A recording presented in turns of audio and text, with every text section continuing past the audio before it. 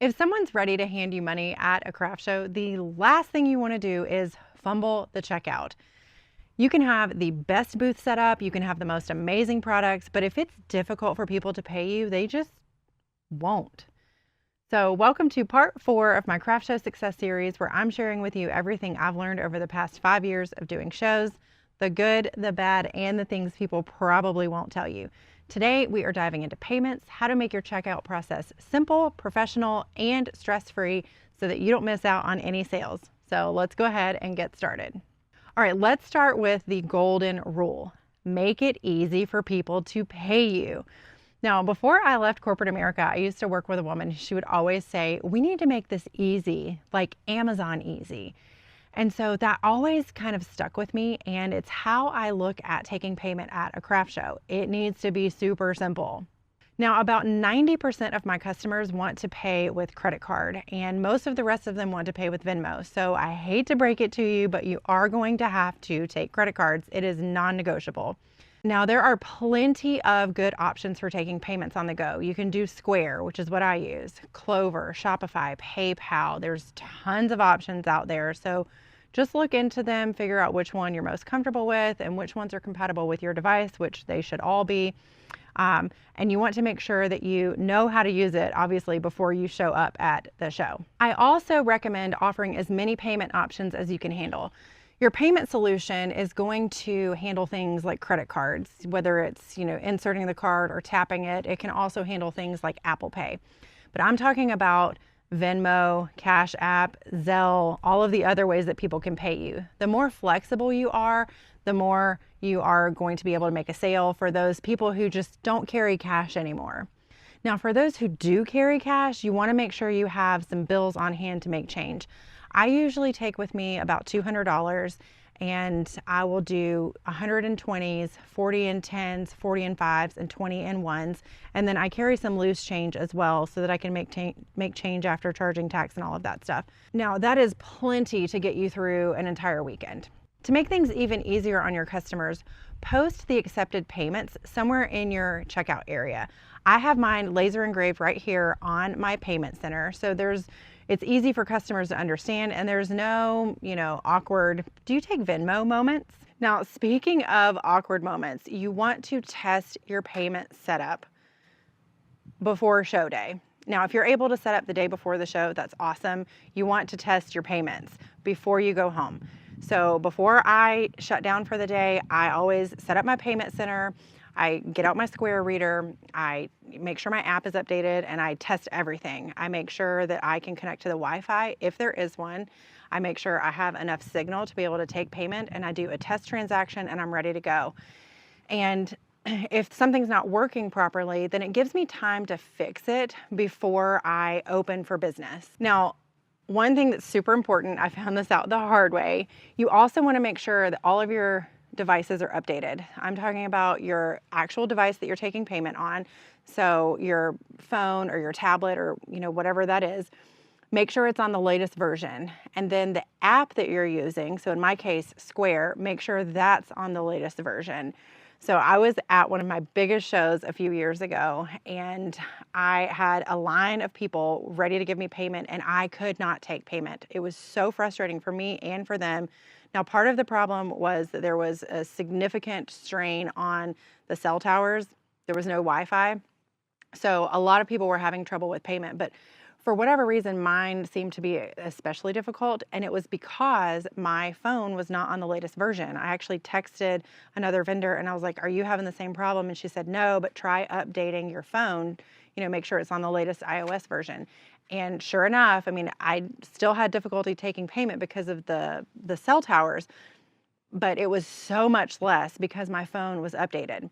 So like I said, make sure your apps are updated and your phone or your tablet or whatever. Now, I have all of this detailed on my complete craft show checklist. If you have not had a chance to pick that up yet, it is free. It is linked in the description. It will help you get prepped and ready for a show so that it will make things a lot less stressful. Now, there's one more thing regarding payment that can cause a few hiccups, and that is overheating. If your device, if your booth, if your setup, whatever, is in direct sunlight, then your phone, your tablet, whatever you're using to take payment can overheat. Even if it's really cool that day, if the sun is shining on it, it will overheat and it will shut down and you will not be able to take payment. Found that out the hard way too.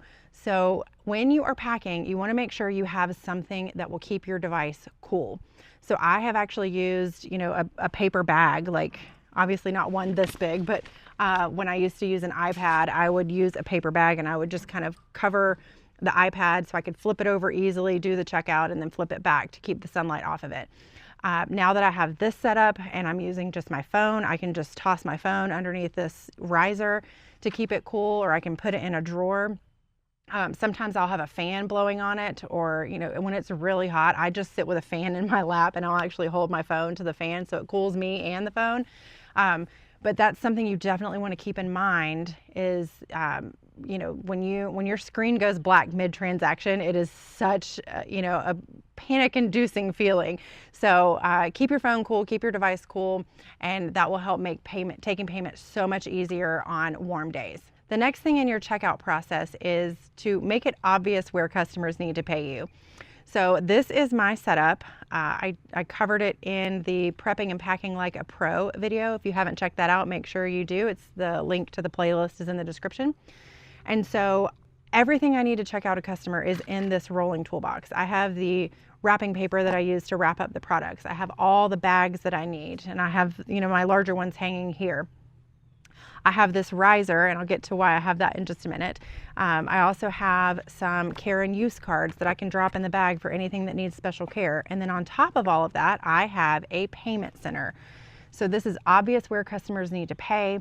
And what I'll do is, I'll enter the transaction on my phone, and then as I'm bagging them up, I'll just say tap here when you're ready. And so they can just pull out their card, they can tap here. It also has information on how to connect with me on social media, what my business does, the different types of payment I accept. And then a lot of people just want to come in and grab a card. They may not buy anything, or they may plan to shop online later. So I have my business cards right here that they can take. So this is a one-stop shop payment center, and customers love it. I am constantly getting compliments on how easy it is to check out in my booth. If other vendors come into my booth and they see it, they're like, oh, that's so awesome. And they usually want me to make one for them as well. So if you are interested in making this for your checkout area, I have the link in the description. The plans are available on my website, so check it out if you feel so inclined. Now, this is the exact payment center I use at every show. I will never do another show without it. So it provides a clean, organized checkout area, and that tells people that you are running your business like a pro, and that's something customers pick up on. Now, there's one other thing that I do when I am bagging up a customer. I keep a stack of business cards behind here, and I will toss in a business card into every bag when I'm bagging up the customer. So it really speaks to your brand and that attention to detail. And then it really makes it easy for customers to contact you later, for repeat sales, or if they, want a custom order. So having your contact information is going to be important, which is why I always stick a card in every bag when I'm bagging up a customer. Now, your checkout area should feel as clean and polished as the rest of your booth. That means no clutter, no tangled cords, just a clean area where customers can come and check out. And that's exactly why I have this riser here. So this riser keeps all of the chaos behind the scenes, hidden from the customer. So it hides things like my water bottle, my notepad and pen where I want to take notes. I have a fire extinguisher because I demonstrate whiskey smokers with fire, so I want to keep that close by, but not in view of the customer. Obviously, I don't want to alarm them. So it keeps the front of house looking neat and orderly, no matter what kind of chaos is happening behind here. Now, when you are taking payment, sometimes things don't always go according to plan. The Wi-Fi can be spotty. The cell reception can be spotty. Your phone might die. There's tons of different things that can go wrong. So you always want to have a backup plan. Now, thankfully, in my case, I use Square. So they actually have an option where I can take a payment manually. So I can enter the credit card if for whatever reason my reader isn't working. Or I can process the payment offline or take the payment offline and then process it later once I'm connected to Wi-Fi. So that is an option with Square, which thankfully I have not had to use very often, but it does come in handy when things are not going according to plan. I also keep a backup power bank on hand, so in my essentials box, so that if my reader dies or if my phone dies, then I've got a way to recharge it. I also mentioned in a previous video, I actually bring my own power with me.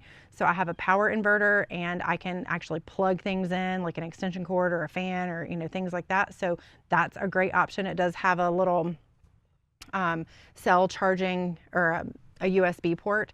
So there's several different types of ports, but you can plug in your phone there. So I am always over prepared, but it comes in handy when things just aren't going according to plan and you need a quick fix or, something to kind of get you through. Now, one other thing you want to keep in mind when you're taking payment, if you have anybody helping you, there may be a time when you need to step away from the booth. So definitely train them on how to get into your device for whatever you're using to take payment, or if they want to have it set up on their device, how to take the payment. Run them through those off scenarios, like if you need to offer a discount or if you need to remove a convenience fee for whatever reason. Walk them through all of that so that if you need to leave the booth to either use the restroom or get a break or whatever, then you've got somebody covering you, or whoever's helping you can cover you, and you're not having to be tied to your booth 100% of the time. Now, this video is about taking payments, not about pricing, but I do get that question a lot. How do I price my products? And that is a whole big topic all on its own. So if you're interested in me doing a deep dive on that, leave a comment down below. I'll be happy to do a video if enough people are interested.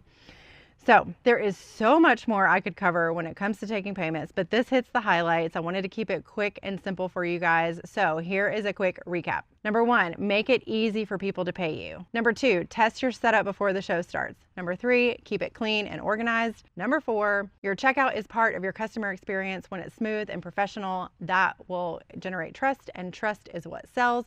And number 5, always have a backup plan. Now, if you want to build your own payment center, the link is in the description. If you haven't picked up my complete craft show checklist, make sure you check out the link for that as well, also in the description. It'll save you a ton of stress before your next event. Next time, we are doing the day of survival guide, comfort, networking, and building repeat buyers. I will see you on the next one. Are listed here. I think it's here, right? Yeah. I like to think I'm a professional.